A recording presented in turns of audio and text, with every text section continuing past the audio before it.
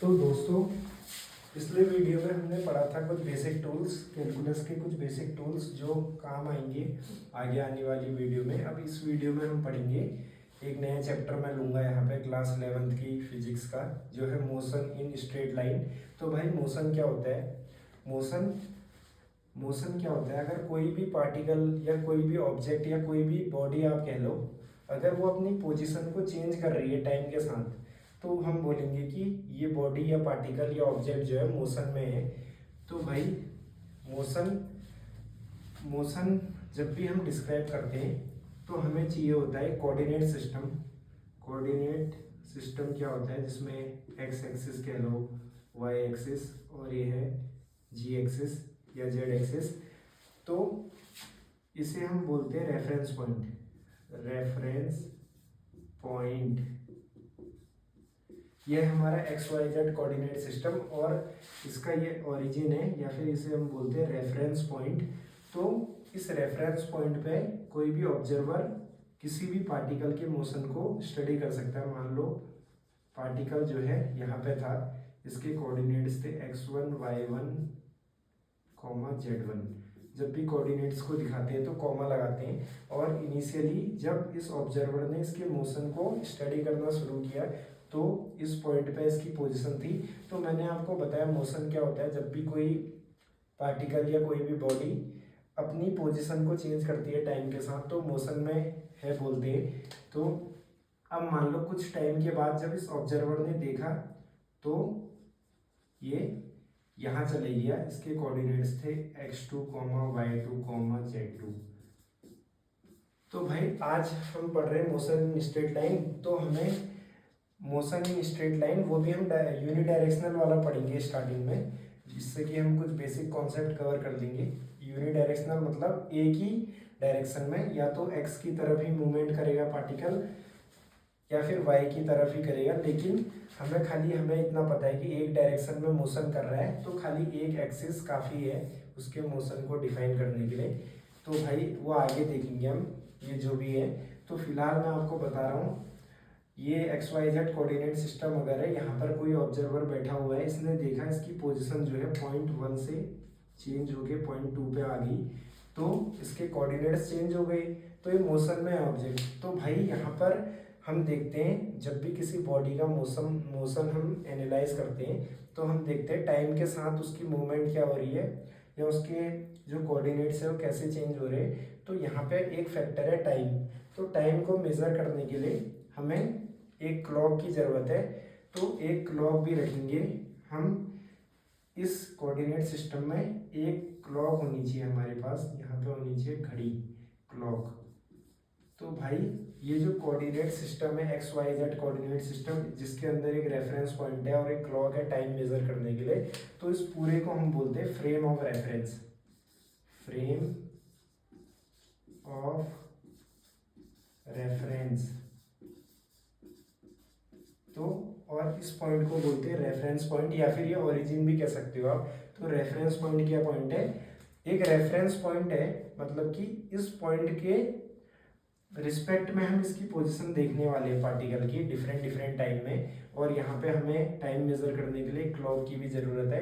तो क्लॉक और ये जो कोऑर्डिनेट सिस्टम है, जिसमें कि एक रेफरेंस पॉइंट है जहाँ पर ऑब्जर्वर जो है बैठा हुआ होगा, तो इस पूरे को हम बोलते हैं फ्रेम ऑफ रेफरेंस। तो यह है फ्रेम ऑफ रेफरेंस। तो भाई इसमें हम पढ़ेंगे मोशन इन स्ट्रेट लाइन में पार्टिकल का मोशन खाली एक डायरेक्शन में हो रहा है, तो हम खाली एक एक्सिस ले लेंगे यहाँ पे, एक्स एक्सिस।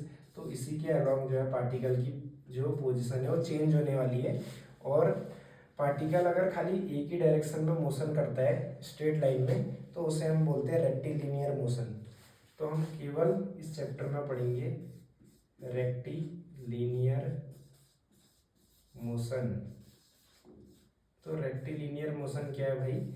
अगर ऑब्जेक्ट खाली स्ट्रेट लाइन में मूवमेंट कर रहा है और सिंगल डायरेक्शन में, तो उसे हम बोलते हैं रेक्टिलिनियर मोशन। और मोशन इन स्ट्रेट लाइन हम खाली मोशन पढ़ रहे हैं, मोशन का कॉज हम यहाँ पे डिस्कस नहीं करने वाले, वो आगे डिस्कस करेंगे। तो ये मोशन जो है study of motion without the study of its causes, मतलब मोशन किस वजह से हो रहा है, क्यों होता है मोशन, किसी पे ऑब्जेक्ट पे एक फोर्स लग रहा होता है जिसकी वजह से वो मोशन करता है। तो हम फोर्स के अंदर नहीं घुसेंगे, फोर्स के बारे में डिस्कस नहीं करेंगे। तो इस ब्रांच को हम बोलते हैं काइनेमेटिक्स, काइनेमेटिक्स, जहाँ पर हम मोशन को स्टडी करते हैं, स्टडी ऑफ मोशन विदाउट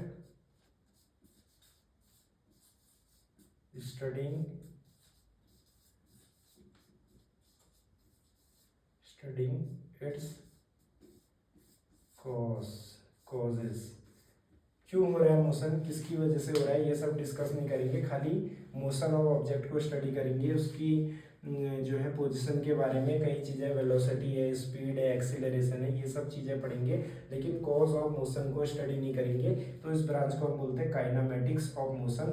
तो भाई अब देखेंगे आगे मोशन इन स्ट्रेट लाइन के अंदर एक एक करके सारे टॉपिक्स को हम स्टडी करेंगे। अभी देखते हैं।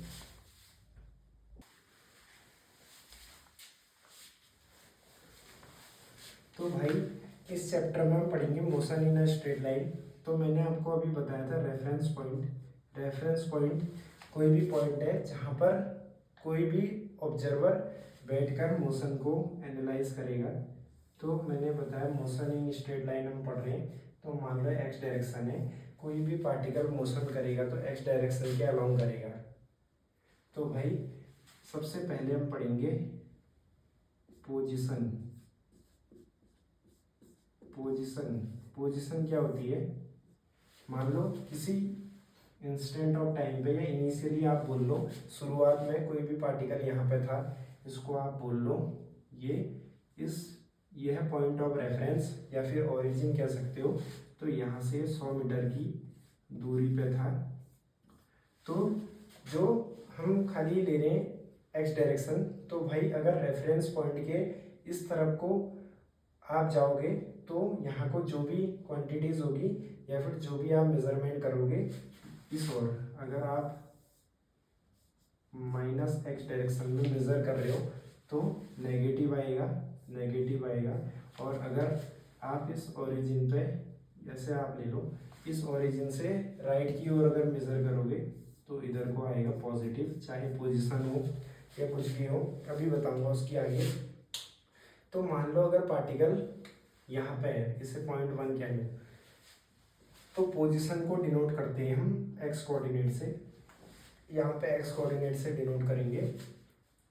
तो इस पार्टिकल की पोजीशन जो x1 कह लो, क्योंकि पॉइंट 1 पे है, तो x1 is equal to plus 100 metre, plus 100 metre. अगर और कोई पार्टिकल यहाँ पर होता, मान लो ये है 50 मीटर और ये x2 कह लो, या फिर 0.2 कह लो, इसे 0.2 कह लो, तो इस पार्टिकल का जो पोजीशन है वो हो जाएगा x2 is equal to -50 metre.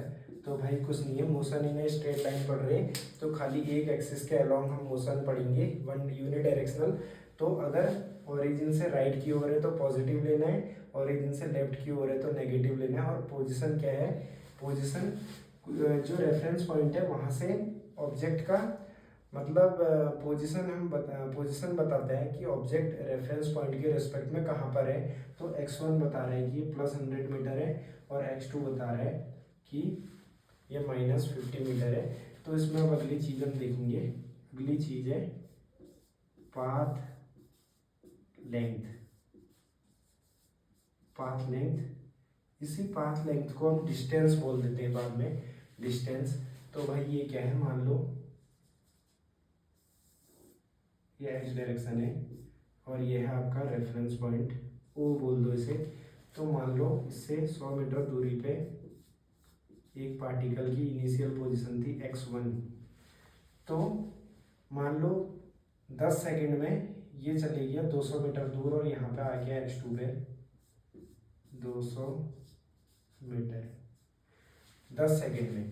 तो इसका जो पाथ लेंथ है, पाथ लेंथ मतलब कि पाथ लेंथ सिंपली कुछ नहीं है, कितना डिस्टेंस ट्रेवल किया, डिस्टेंस दूरी है, इस प्लस माइनस से इसका कोई मतलब नहीं है, सिंपली पार्टिकल ने कितना दूरी तय करी, ये है पाथ लेंथ। तो पाथ लेंथ कैसे निकालोगे, x1 से x2 पे चली गई तो 200 मीटर होगी इसकी पाथ लेंथ केस 1 पे।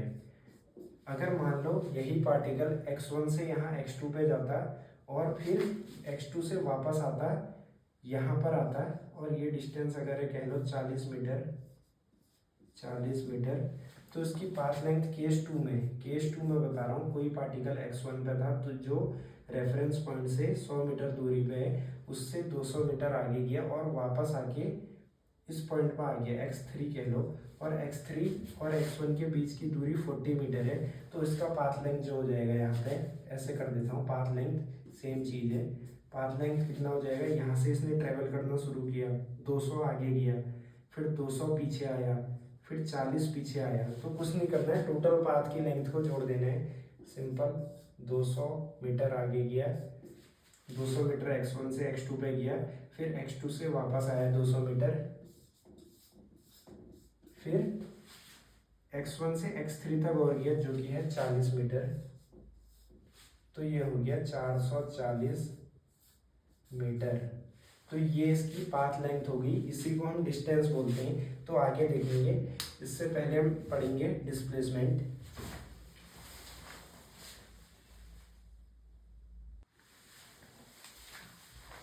तो भाई अब हम पढ़ेंगे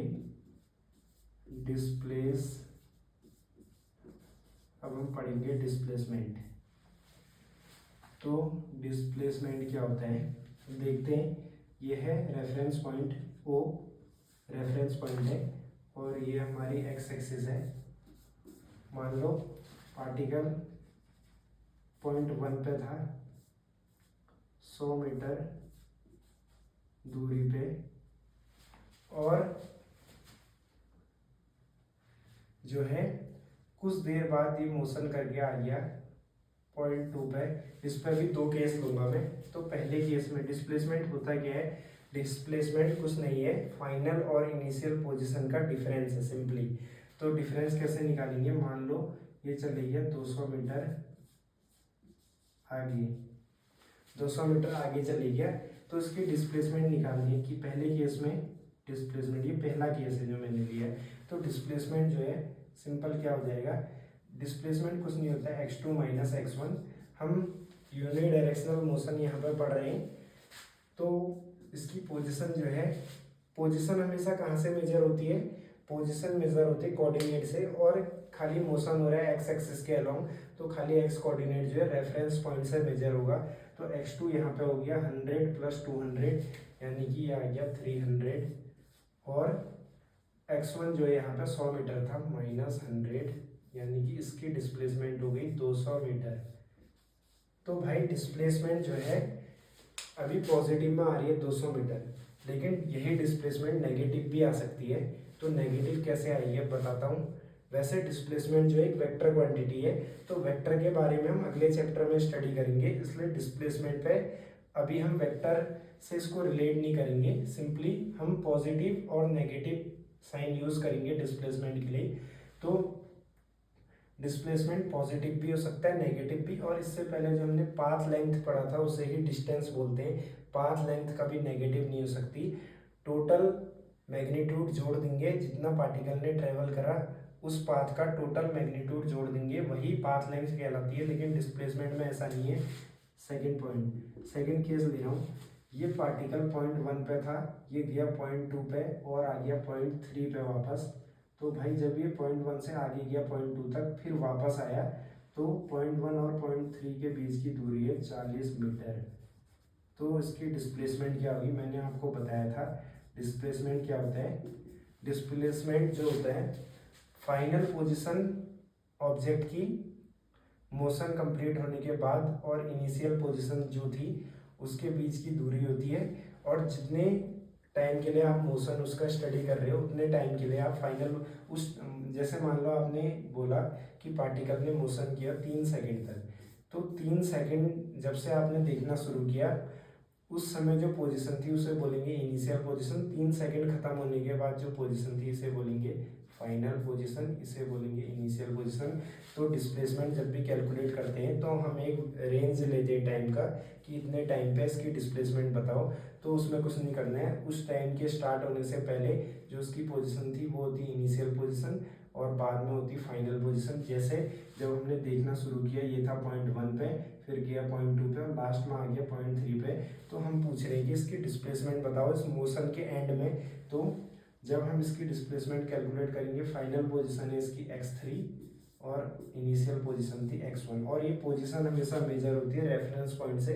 अगर रेफरेंस पॉइंट से आगे की ओर है, राइट की ओर है, तो इसे हम प्लस में लेंगे, और अगर रेफरेंस पॉइंट से लेफ्ट की ओर है तो इसे माइनस में लेंगे। तो डिस्प्लेसमेंट कैसे होगी, x3 ये टोटल 100 मीटर है रेफरेंस पॉइंट और 1 पॉइंट के बीच की डिस्टेंस जो है 100 मीटर है, ये है पॉइंट 3। और ओ से लेके 3 की जो डिस्टेंस है वो कैसे आएगी, ये 100 है, ये 40 है, तो 60 आ गई। तो x3 जो है रेफरेंस पॉइंट से आगे है 60 मीटर आगे, ये 60 मीटर है। वैसे दिखने में 40 ज़्यादा लग रहा है, लेकिन ये खाली एक डायग्राम है। तो 60 मीटर इसकी पोजीशन है और राइट की ओर है ओ से, तो पॉजिटिव में होगी 60। अभी साइन लगा देता हूँ प्लस का, माइनस x1। x1 की पोजीशन है 100 मीटर, रेफरेंस पॉइंट से मेजर करते हैं, माइनस 100। तो इसकी डिस्प्लेसमेंट सेकंड केस में निकल के आ गई माइनस 40। माइनस 40 का मतलब ये हुआ कि ये अपनी इनिशियल पोजीशन से लेफ्ट की ओर खिसक गया 40 मीटर। जब हमने मोशन स्टडी करना शुरू किया ये 1 पॉइंट पे था, फाइनली ये आ गया 3 पॉइंट पे, और पॉइंट 3 जो है पॉइंट 1 के लेफ्ट में है 40 मीटर। तो इसकी डिस्प्लेसमेंट आ रही है माइनस 40 मीटर। तो भाई डिस्प्लेसमेंट वैसे होती है वेक्टर क्वांटिटी, इसको मैग्नीट्यूड और डायरेक्शन इसकी दोनों होती है। लेकिन अभी हम मोशन पढ़ रहे हैं खाली एक एक्सिस के अलोंग, या फिर स्ट्रेट लाइन मोशन और यूनि डायरेक्शनल मोशन हम पढ़ रहे हैं, तो उसमें हम खाली प्लस माइनस से अपना काम चला लेंगे। यहाँ पे डिस्प्लेसमेंट पॉजिटिव था, मतलब ये अपनी इनिशियल पोजीशन से दूर जा रहा है या फिर रेफरेंस पॉइंट से दूर जा रहा है। तो ये थी 200 मीटर और 40 मीटर माइनस में आई, तो इसका मतलब हुआ ये अपनी इनिशियल पोजीशन से भी पीछे आ गया या फिर ऑब्जेक्ट वापस रेफरेंस पॉइंट की तरफ आ गया। तो यह है डिस्प्लेसमेंट का कॉन्सेप्ट।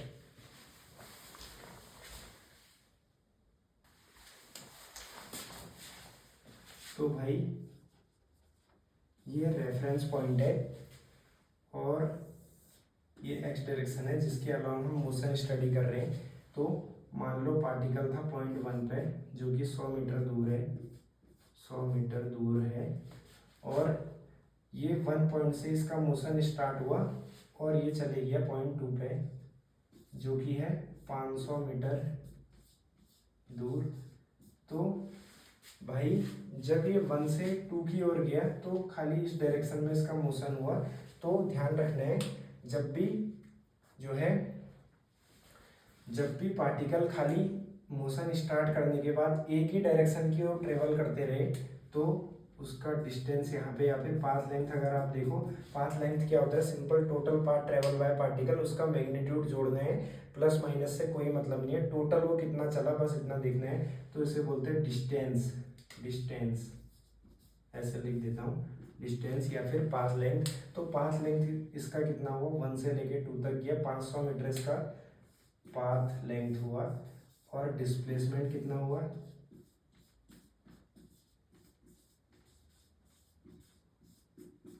डिस्प्लेसमेंट हुआ इसका x2 माइनस x1। तो x2 जो है सेकेंड पॉइंट की पोजीशन है 600 मीटर, रेफरेंस पॉइंट से मेजर करते हैं तो 100 प्लस 500 600 हो गई, माइनस x1 जो है 100 मीटर है। तो भाई ये आ गया पॉजिटिव में 500 प्लस 500 मीटर, प्लस 500 मीटर मतलब ऑब्जेक्ट जो है मोशन स्टार्ट करने के बाद रेफरेंस पॉइंट से दूर जा रहा है या फिर अपनी इनिशियल पोजीशन से राइट की ओर जा रहा है, क्योंकि राइट की ओर जो है प्लस में लेते हैं और लेफ्ट की ओर माइनस में। अगर डिस्प्लेसमेंट कभी नेगेटिव आता है इसका मतलब ये पार्टिकल जो है अपनी इनिशियल पोजीशन से उल्टी साइड गया लेफ्ट की ओर। तो इस केस में जो है डिस्टेंस और डिस्प्लेसमेंट जो है सेम होती है। लेकिन डिस्प्लेसमेंट जो एक वेक्टर क्वांटिटी मैंने आपको बताया था, इसको मैग्नीट्यूड और डायरेक्शन दोनों की ज़रूरत है, लेकिन डिस्टेंस और डिस्प्लेसमेंट जो है, डिस्प्लेसमेंट का मैग्नीट्यूड डिस्टेंस के बराबर आएगा इस कंडीशन में, अगर पार्टिकल जो है मोशन स्टार्ट करने के बाद उल्टा नहीं आ रहा है, एक ही डायरेक्शन की ओर ट्रेवल करते जा रहा है, और जब हम उसकी पोजीशन किसी पॉइंट को, मान लो हमने बोला मोशन एनालाइज करने के बाद कि यहाँ तक जब इसने ट्रेवल किया, इसकी डिस्टेंस और डिस्प्लेसमेंट बताओ, तो इस केस में डिस्टेंस और डिस्प्लेसमेंट जो है सेम आएगी। अगर पार्टिकल एक ही डायरेक्शन की ओर जाता जा रहा है और वापस नहीं मुड़ रहा है, तो इस केस में डिस्टेंस और डिस्प्लेसमेंट सेम आएगी, और डिस्टेंस को ही हम बोलते हैं path length travel by the particle.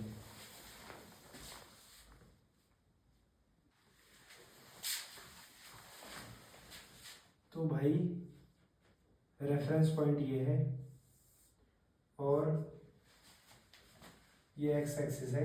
मान लो कोई पार्टिकल पॉइंट 1 से चला और मोशन इसका हम देख रहे हैं, यहाँ से गया पॉइंट 2 तक, और यहाँ से इसने रिटर्न मारा, और पॉइंट 2 से फाइनली आ गया पॉइंट 1 पे। मान लो ये 100 मीटर था और पॉइंट 2 था 300 मीटर। तो भाई यहाँ से मोशन इसने स्टार्ट किया, यहाँ गया पॉइंट 2 तक, वापस आ गया पॉइंट 1 पे। तो इसकी अगर आप डिस्टेंस देखोगे या फिर पाथ लेंथ देखोगे, पाथ लेंथ, डिस्टेंस और पाथ लेंथ, और पाथ लेंथ, तो इसकी डिस्टेंस या फिर जो पाथ लेंथ है वो हो जाएगी total distance covered by particle. कितनी दूरी इसने तय करी, मैग्नीट्यूड खाली उसका, तो 1 से गया है 2 तक, फिर 2 से वापस आया 1 तक, तो टोटल दूरी हमें देखनी है। बाकी ये आगे गया पीछे आया इससे कोई मतलब नहीं है। तो इसकी डिस्टेंस जो इसने कवर करी, आगे गया 300, फिर पीछे आया 300, तो 300 + 300 = 600 मीटर, ये इसकी पाथ लेंथ हो गई। और इस केस में डिस्प्लेसमेंट, इस केस में जो डिस्प्लेसमेंट है, यहाँ से गया पॉइंट 2 तक, फाइनली आ गया पॉइंट 1 पे, तो इनिशियल पोजीशन भी इसकी x1 थी, फाइनल पोजीशन भी x1 है। पोजीशन हमेशा रेफरेंस पॉइंट से मेजर करते हैं, जो कि O है रेफरेंस पॉइंट, तो x1 minus final position x1, तो ये भाई कैंसिल आउट होके 0 आ गया। तो हमेशा ध्यान रखते हैं डिस्टेंस या फिर जो पाथ लेंथ है वो हमेशा डिस्प्लेसमेंट से ज़्यादा ही होगा या इसके बराबर हो सकता है, लेकिन इससे कम कभी नहीं होगा पाथ लेंथ या फिर डिस्टेंस, क्योंकि इसमें हम टोटल पार्टिकल आगे आए पीछे जाए या उसकी डायरेक्शन चेंज हो गई तो उससे मतलब नहीं है। टोटल इसने कितनी कवरेज ली पाथ की, वो है पाथ लेंथ या फिर डिस्टेंस। और डिस्प्लेसमेंट जो है इनिशियल और final position minus initial position है, तो डिस्टेंस हमेशा डिस्प्लेसमेंट से या तो ज़्यादा होगा या इसके बराबर हो सकता है एक केस में, वो मैंने आपको बताया था अभी, कि अगर पार्टिकल जो है रेफरेंस पॉइंट से स्टार्ट हुआ और जाते जा रहा है एक ही डायरेक्शन में, इस डायरेक्शन में ही जाते जा रहा है मान लो, तो इसकी जो डिस्टेंस है, अगर इसने पॉइंट 1 से स्टार्ट किया तो ये सीधे जाते जा रहा है, मान लो यहाँ पहुँचा, तो इसने डिस्टेंस कवर किया इतना, और डिस्प्लेसमेंट होता है x2 - x1, तो डिस्प्लेसमेंट भी x2 जो है यहाँ से लेके यहाँ तक है, x1 जो है यहाँ से लेके यहाँ तक है, तो इस केस में डिस्टेंस और डिस्प्लेसमेंट बराबर आ जाएगी। अगर पार्टिकल खाली एक ही डायरेक्शन में मूव करते जा रहे हैं तो उस केस में डिस्टेंस और डिस्प्लेसमेंट सेम होगी, और डिस्प्लेसमेंट का मैग्नीट्यूड सेम होगा डिस्टेंस के, वरना हमेशा डिस्टेंस जो होगी वो डिस्प्लेसमेंट के मैग्नीट्यूड से ज़्यादा ही होगी। केवल इसी केस में जो है डिस्टेंस और डिस्प्लेसमेंट बराबर हो सकती है, जब पार्टिकल एक ही डायरेक्शन में ट्रेवल कर रहा है और अपनी डायरेक्शन को रिवर्स बैक नहीं कर रहा है। तो ये चीज़ है यहाँ पे। अब हम देखते हैं आगे। तो भाई अब क्या है, कुछ ग्राफ्स हम देख लेते हैं। तो एक होता है position time graph, position time graph, यहाँ पे एक्स एक्सिस में आता है टाइम और वाई एक्सिस में आती है पोजीशन ऑफ द पार्टिकल। तो ये रिलेशन बताता है कि टाइम के साथ पार्टिकल की पोजीशन चेंज कैसे हो रही है, ये बताएगा। एक्सटी ग्राफ से हमें पता लगेगा। अगर मैंने बोला एक पार्टिकल रेफरेंस पॉइंट से 40 मीटर दूरी पर है और वहाँ पे रेस्ट पे है, रुका हुआ है, मोशन नहीं कर रहा है, तो इसका जो पोजीशन टाइम ग्राफ आएगा 40 मीटर कह लो या 50 मीटर मान लो, 50 मीटर दूरी पे है अगर मान लो रेफरेंस पॉइंट है ओ, ये 50 मीटर दूरी पे यहाँ पे एक पार्टिकल है, 50 मीटर दूरी पे एक पार्टिकल या कोई भी ऑब्जेक्ट है पी, तो इसकी दूरी 50 मीटर है और रेस्ट पे है, रुका हुआ है। तो भाई रेस्ट पे है तो इसकी पोजीशन चेंज नहीं होगी, लगभग 50 मीटर ही बने रहेगी हमेशा, क्योंकि मोशन तो ये कर नहीं रहा है, तो इसकी पोजीशन हमेशा 50 मीटर बनी रहेगी। और अगर आप टाइम को स्टार्ट करो ऑब्जर्व करना, तो टाइम कितना ही चलते चले जाए पोजीशन यहीं पे रहने वाली है। तो इस केस में टाइम एक्सिस के पैरेलल एक लाइन आएगी, वही इसका एक्सटी ग्राफ हो जाएगा, क्योंकि टाइम आप चेंज करते जाओ। जैसे यहाँ को ये ग्राफ है, इस पर टाइम अलग अलग ले लो, यहाँ पे T1 ले लो, यहाँ पे T2 ले लो, यहाँ पे T3 ले लो। तो टाइम T1 था, टाइम T2 था, टाइम T3 था। तो चाहे टाइम T1 रहा हो, T2 रहा हो या T3 रहा हो, पोजीशन इसकी कांस्टेंट रहने वाली, क्योंकि ये रेस्ट पे है तो इसकी पोजीशन 50 मीटर ही रहेगी। और इस ग्राफ में इसकी पोजीशन जो है 50 मीटर फिक्स है, यानी कि ये मोशन नहीं कर रहा है, इसी 50 मीटर पे इसकी पोजीशन फिक्स है। चाहे टाइम बढ़ता चले जाए, पोजीशन हमेशा 50 मीटर ही रहेगी। इसका जो y कोऑर्डिनेट है हमेशा 50 मीटर ही रहेगा, x कोऑर्डिनेट बढ़ता